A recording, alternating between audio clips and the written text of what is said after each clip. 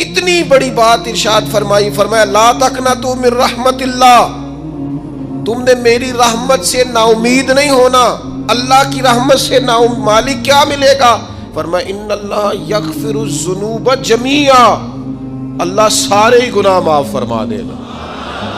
تو جن لوگوں کو اللہ کی رحمت پر نبی کریم علیہ السلام تشریف فرما ہے، امام غزالی نے لکھا ایک بدو آ گیا، دیہاتی سادہ آدمی، سادے بندے بھی سادے ہوتے ہیں، ان کا بھی اپنا طرز زندگی ہوتا ہے۔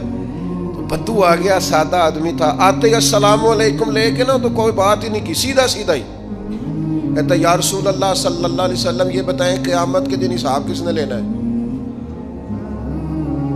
حضور فرمانے لگے بھائی یہ تو بڑی صاف سی اور مختصر سی اور سادہ سی بات ہے، حساب تو اللہ تعالیٰ نے لینا ہے۔ اب اس نے جو لفظ کہے اللہ کے حبیب کی آنکھوں میں آنسو آ گئے، کہنے لگے اگر اللہ نے حساب لینا ہے پھر انشاءاللہ کرم ہی ہوگا۔ تو حضور فرمانے لگے تمہیں یہ امید کس طرح ہے؟ تو عرض کرنے لگے یا رسول اللہ کریم جب غالب آتا ہے تو معاف ہی کرتا ہے۔ جب کریم کا غلبہ ہوتا ہے نا، کریم بندہ جب کسی پہ قبضہ کر لے تو پھر معاف کرتا ہے، تو اللہ تو سب سے بڑا مہربان ہے۔ وہ بات کی اور اگلا جملہ ہی کوئی نہیں کہا، وہ چلے گئے۔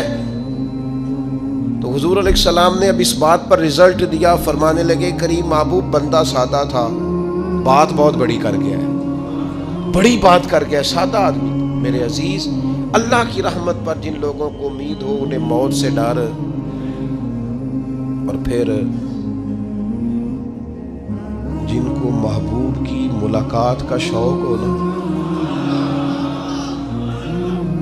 ہم نے جان دے دی وعدہ دیدار پر، ہم سے وعدہ کیا گیا تھا کہ تم مرو گے نا تو تمہیں دیدار ملے گا، تو ہم نے جان ہی دے دی وعدہ دیدار پر، جان ہی دے دی وعدہ دیدار پر۔ اور پھر فرماتے ہیں نقد اپنا دام ہو ہی جائے گا، فرماتے ہیں ہم نے جان دی ہے اس وعدے پر کہ وہ ملے گا، تو امید ہے کہ یہ سودا ادھار نہیں، جیسے ہی قبر میں جائیں گے سامنے حضور کی زیارت نصیب ہو جائے گی۔ اس لیے لحد میں بھی عشق رخ شاہ کا داغ لے کے چلے، اندھیری رات سنی تھی سو چراغ لے کے چلے۔ یہ حدیث آپ نے بھولنی نہیں، یہ تنہائیوں میں یاد رکھنے کی روایت ہے، یہ تنہائیوں میں پڑھنے کی روایت ہے۔ یہ اپنے ذوق کو تازہ، جو لوگ کہتے ہیں نا وجد سرور کیف میں جانا چاہتا ہوں، وہ مشکات شریف کی اس حدیث کو دیکھے۔ اللہ کے حبیب علیہ السلام نے فرمایا لوگوں میں تمہیں بتاؤں قیامت کے دن اللہ تعالیٰ بندوں سے پہلا سوال کیا فرمائیں گے اور بندے اس کا جواب کیا دیں گے؟ یا رسول اللہ کرم فرمائیے، بتائیے۔ تو کریم فرمانے لگے اللہ تعالیٰ قیامت کے دن بندوں سے سب سے پہلا سوال، اگرچہ بعض اور احادیث میں اور سوالات بھی آئے ہیں قیامت میں جو سب سے پہلے ہوں گے، لیکن اس حدیث میں یہ والا سوال حضور نے بیان فرمایا۔ حضور فرمانے لگے اللہ قیامت کے دن اپنے بندوں سے سب سے پہلا سوال یہ فرمائے گا کیا تم میری ملاقات کو پسند کرتے تھے؟ اوئے ہوئے ہوئے، کیا تمہارا ملنے کو جی چاہتا تھا؟ کبھی اے حقیقت منتظر نظر آ نہ لباس مجاز۔ اقبال کہتے ہیں تیرے کرم اتنے ہیں دل کرتا ہے تجھے دیکھیں، کبھی کبھی اے حقیقت منتظر نظر آ نہ لباس مجاز میں، لاکھوں سجدے تڑپ رہے ہیں میری جبین نیاز میں، تمہارا دل کرتا تھا مجھ سے ملنے کو؟ حضور فرماتے بندے عرض کریں گے مالک بڑا دل کرتا تھا۔ تو پھر اللہ فرمائیں گے یہ گفتگو کی معنویت تو دیکھو یار، اس کا حسن تو دیکھو۔ اللہ پھر پوچھیں گے کیوں دل کرتا تھا تمہارا؟ دل کرتا تھا تو کیوں کرتا تھا؟ عرض کریں گے مالک اس لیے کہ ہمیں امید تھی کہ تو معاف بھی کر دے گا، رحمت بھی فرمائے گا، اس معافی کی امید پر دل کرتا تھا تو ملے۔ حضور فرماتے ہیں پھر رب فرمائے گا مجھ پر واجب ہے، میں نے اپنے کرم سے واجب کر لیا ہے کہ آج تمہیں جنت عطا کروں گا۔ یہ جو ملاقات ہے نا، ملاقات کہ وہ ملیں گے، ان سے ملاقات ہوگی۔ عمر بیت گئی نا نام جپتے، عمر بیت گئی نا تذکرہ کرتے، ہم سے بھی لوگ پوچھتے ہیں کیا کمائی کی، کیا زندگی میں حاصل کیا، تو ہم کہتے ہیں شرق سے غرب تک ملک کے کونے سے لے کر دوسرے کونے تک مدینے والے کی بات کی ہے، حضور کا ذکر کیا ہے۔ نبی پاک کے میں اپنی حیاتی تو قربان تھی، وہاں ساری محمد محمد پکیندے گزر گئی ساری۔ یہ اعزاز ہے، یہ کرم ہے۔ اب کیا ہوتا ہے، گناہگار لوگ ہیں، اتنا بڑا دعویٰ تو نہیں کر سکتے، لیکن دل تو چاہتا ہے نا کہ چلو جس کا نام لیا ہے اس کی کبھی زیارت بھی ہو، کبھی ملاقات بھی ہو، کبھی نظر کرم بھی ہو۔ کسی نے اپنے محبوب سے کہا تھا کہ ذرا ایک نظر مجھ پہ بھی کیجیے، تو قریب بیٹھے ایک شخص نے کہا یار تو نے بڑا دعویٰ کیا ہے، جو محبوب ہوتے ہیں ان کو تکلیف نہیں دی جاتی، تو کہتا ہے پورا چہرہ ہی تیری طرف پھیرے۔ تو پھر اس نے اس درویش سے پوچھا کہ میں بھلا پھر کیا کروں، میرا دل تو میرا بھی کرتا ہے نا، چلو یہ تو آپ کی بات ٹھیک ہے کہ اب میں محبوب سے کہوں کہ اتنی تکلیف کرے کہ میری طرف پورا رخ پھیرے تو ٹھیک نہیں، تو پھر بتائیں میں کیا کروں؟ تو اس نے کہا ان راہوں میں کھڑا ہو جا جن راہوں کی طرف وہ کریم دیکھتا ہے۔ چلو اسی با کردار کو دیکھتے دیکھتے بیچ میں تیرے اوپر بھی نظر، مجھ پہ محشر میں نصیر ان کی نظر پڑ ہی گئی، مجھ پہ محشر میں نصیر ان کی نظر، اوئے ہوئے اللہ کرے آپ کو بھی وہ لطف آئے جو مجھے آ رہا۔ کہتے مجھ پہ محشر میں نصیر ان کی نظر، یہ انتہائی عاجزی ہے کہنے والے کی۔ اس نے بالکل اپنے آپ کو ختم کر کے کہا کہ میں قابل تو نہیں تھا، اور میں پھر تکلیف دیتا کہ میری طرف دیکھیں، اسپیشل میرے لیے وقت نکالیں۔ پر کرم یہ ہوا کہ مجھ پہ محشر میں نصیر ان کی نظر پڑ ہی گئی۔ کہنے والے اسے کہتے ہیں خدا کا کرنا، کہنے والے اسے کہتے ہیں خدا کا کرنا۔ اللہ نے کیا کہ نظر مجھ پر پڑ ہی گئی، اور جب پھر پڑ گئی تو تیری ایک نظر کا کمال ہے اور میری زندگی کا سوال ہے۔ بس جب پڑ گئی تو سو پھر پڑ گئی۔ موت سے وہ بندہ کبھی نہیں ڈرتا جسے ملاقات کا شوق ہو، ملنا چاہے داتا علی اجویری سے اور موت سے ڈرے، ملنا چاہے حضرت غوث پاک جیلانی سے اور پھر موت سے ڈرے۔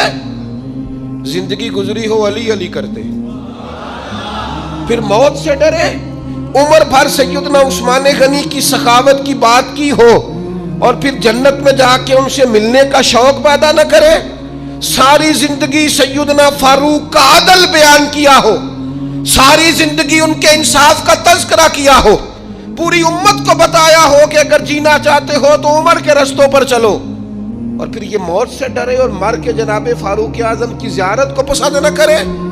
جسے صدیق کی وفائیں یاد ہو، جنہیں جناب ابو بکر صدیق کا عشق یاد ہو، وہ پھر ان کی زیارت نہ کرنا چاہے اور ساری عمر حضور کی نعت پڑھی ہو۔ مانا نہیں آتا تھا پھر بھی کہا بلغ العلا بکمالہ کشف الدجا بجمالہ حسنت جمیع خصالہ صلو علیہ والہ سے نہیں ترجمہ آتا تھا، پر جب بھی کو پڑھتا تھا یہ بھی جھومتا تھا، مولا یا صلی وسلم دائماً۔ میں آپ کو بتاتا ہوں، توتلا آدمی، توتلا اور دیوانہ مجذوب بیچارہ، سمجھ نہیں، توتلا بولنا بھی ٹھیک نہیں آتا۔ مجھے نماز کا سلام پھرا تو وہ جلدی آ گئے، وہ ایک مجذوب آدمی تھے، سادے تھے، تو سلام لی تو کہنے لگے میں گل کرنی سی، تو میں نے ان سے کہا کہ تھوڑی دیر کے بعد ملتے ہیں۔ سادہ آدمی ہے، اللہ مجھے معاف کرے، میں کوئی نقل تو نہیں ان کی اتار سکتا، اس زبان کو ہم توتلی نہیں کہتے، ہم اس زبان کو بلالی زبان کہتے ہیں۔ یہ بڑی خوبصورت زبان ہوتی ہے، یہ جو توتلے لب و لہجے ہوتے ہیں نا، وہ جب بچہ پوری طور پہ اماں نہیں کہہ سکتا، توتلا ہوتا ہے، تو کوئی مزہ آتا ہے اماں کو اماں کہلوانے میں۔ جب وہ پوری طور پر باپ کو بابا نہیں کہہ سکتا اور توتلا ہوتا ہے تو کوئی مزہ آتا ہے کہنے میں۔ وہ جب دادی نانی دادا کہتا ہے تو دادے کا دل کرتا ہے یہ 100 بار کہے، چونکہ اسے کہنا نہیں نہ آتا، لیکن اس توتلاہٹ میں جو اس کو لطف آتا ہے۔ مجھے بڑے لوگ آ کے شعر سناتے ہیں، میں نے بڑے خوشگلو نعت خانوں سے زندگی میں سنا ہے، وہ صاحب میرے پاس آئے اور میں نے کہا بعد میں ملیں گے، تو سادہ آدمی ہے، مجذوب ہے، پورا شعور نہیں رکھتا، مجھے کہنے لگا مصطفیٰ جان رحمت کے بعد، مصطفیٰ جان رحمت پہ لاکھوں سلام کے بعد، یعنی معنی یہ تھا کہ سلام کے بعد، تو اب بڑے بڑے سریلے بندوں سے بھی بندہ سنتا ہے میرا دل کرے، اور میں نے جان بوجھ کے ان سے کہا دوبارہ کیا جائے ذرا، کیونکہ توتلے تھے نا. میں نے کہا تو کہنے لگے مصطفیٰ جان رحمت پہ لاکھوں سلام کے بعد او میرے عزیز یاد رکھو ساری زندگی حضور کی نعتیں پڑھی، نبی پاک کے تذکرے سنے، اب موت سے ڈر جائیں؟ حالانکہ موت تو ایک پل ہے، پل سے گزریں گے تو سامنے اللہ کا دیدار بھی ہوگا، مدینے والے کی زیارت بھی نصیب ہوگی. تو زیارت ہوگی اور ہر نظر کانپ اٹھے کہ محشر کے دن خوف سے ہر کلیجہ دہل جائے گا، اوڑھ کر کالا جبہ وہ آ جائیں گے اور سارے محشر کا نقشہ بدل جائے گا. یہ موت کا خوف نکالنے والی چیزیں ہیں، ڈر. اچھا مجھے ایک بات بتائیں، یہ میں امید کی بات کرنے لگا ہوں، چلے اب یہ بات تو مشکل ہے پر کرنی پڑے گی، مجبوری ہے.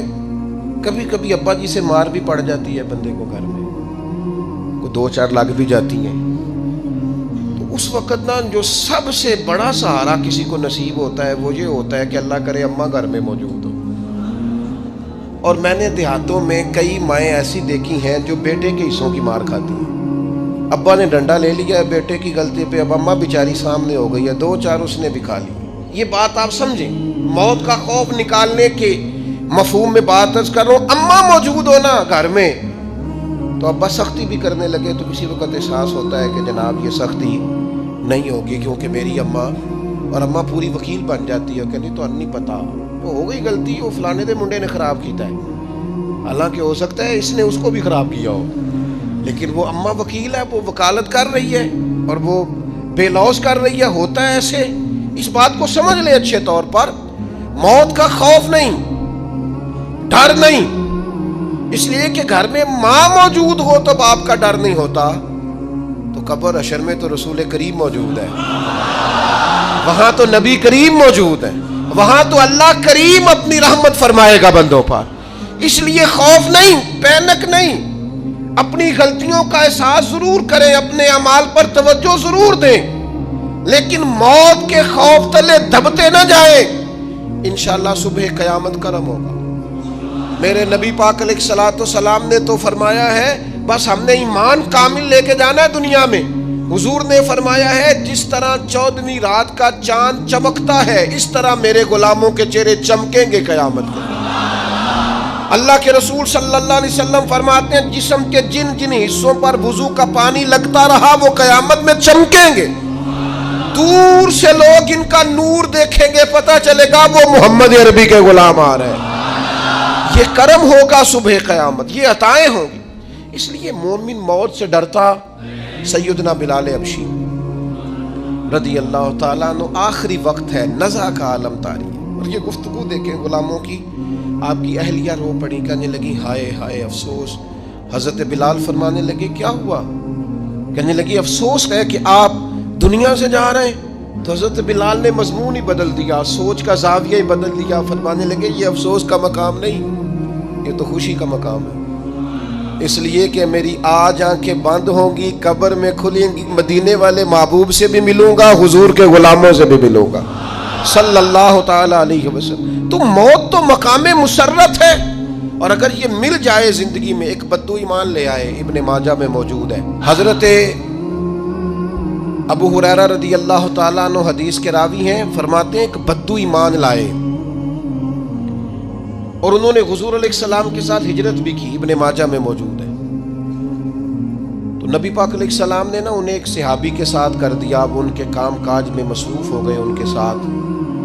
تو حضور علیہ السلام نے نا ایک جگہ سے مال غنیمت آیا. تو طریقہ مبارکہ یہ تھا کہ مال غنیمت میں سب کو حصہ دیا جاتا تھا.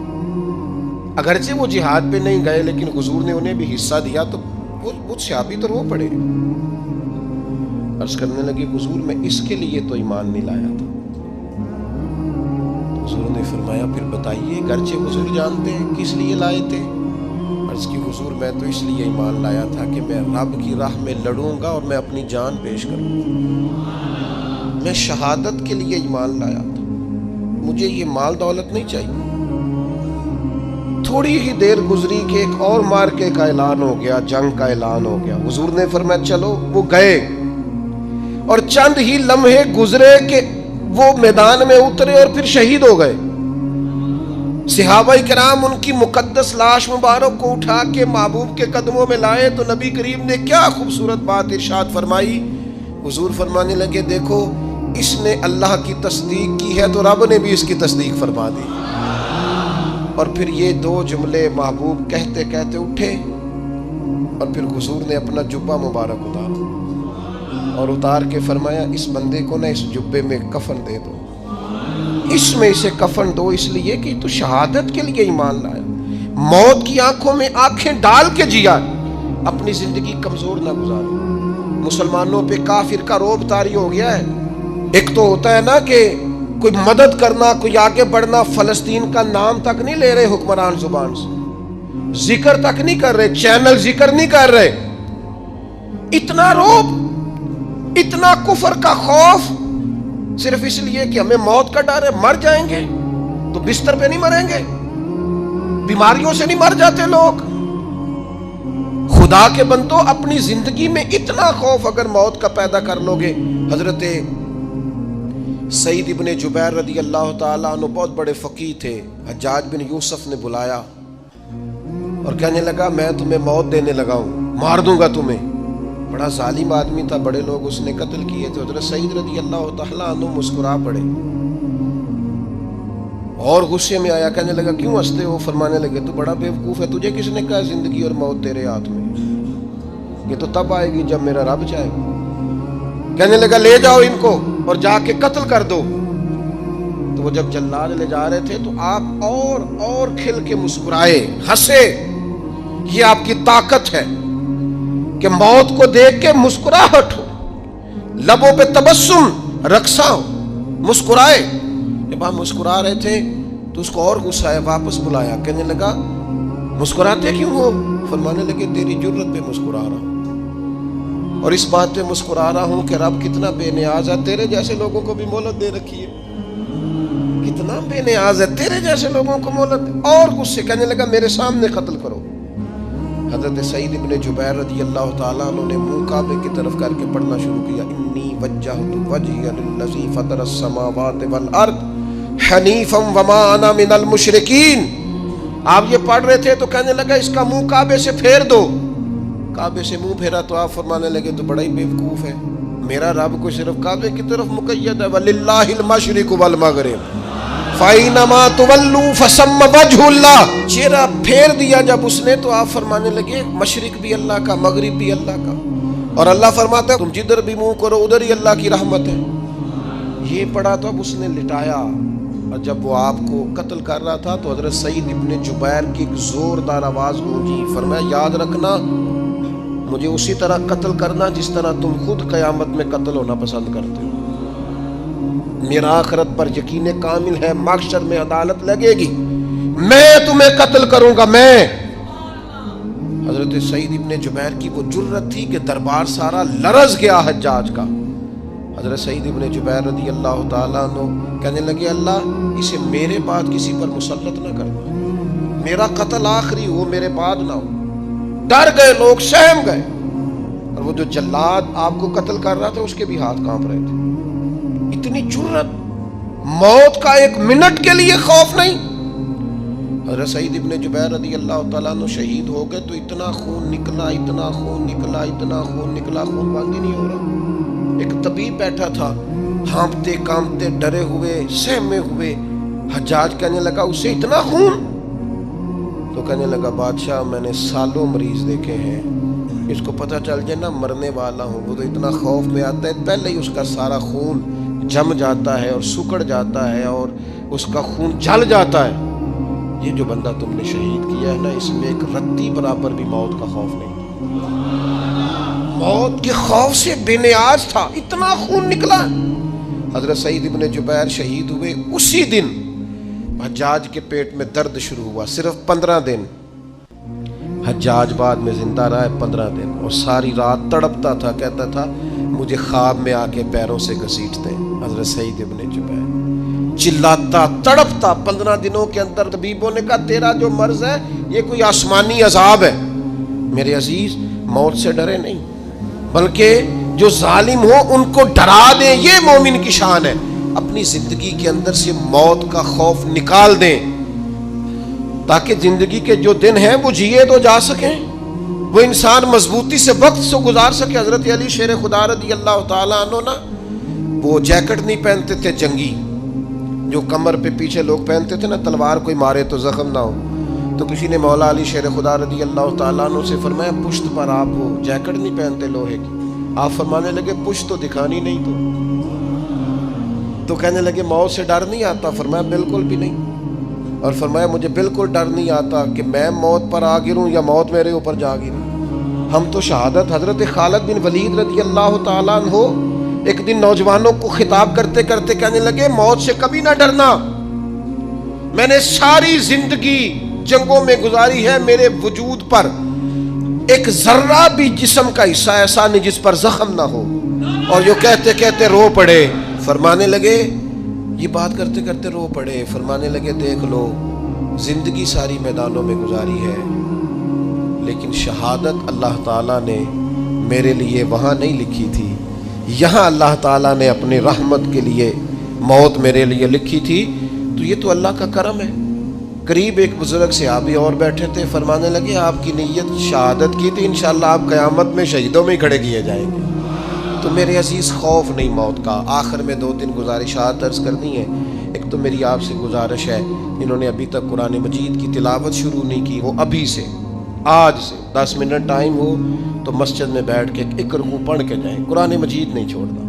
رمضان کا تعارف یہ ہے کہ شہر رمضان الذی انزل فیہ القرآن، تو قرآن مجید سے دلچسپی۔ دوسری میری گزارش ہے راشن بانٹنے والوں سے بھی کہ مہربانی کریں لائنوں میں لگانا چھوڑ دیں، اور لینے والوں سے بھی میری عرض ہے کہ اللہ تعالیٰ سارا سال عطا کرتا ہے، 3-4 ہزار کے لیے کیوں اپنے آپ کو آپ تکلیف میں ڈالتے ہیں؟ سارا سال اللہ دیتا ہے۔ اور پھر میری آپ سے یہ بھی اپیل ہوگی کہ طبیعتوں میں حلم پیدا کریں، بردباری پیدا کریں، یہ بڑی ضروری چیز ہے۔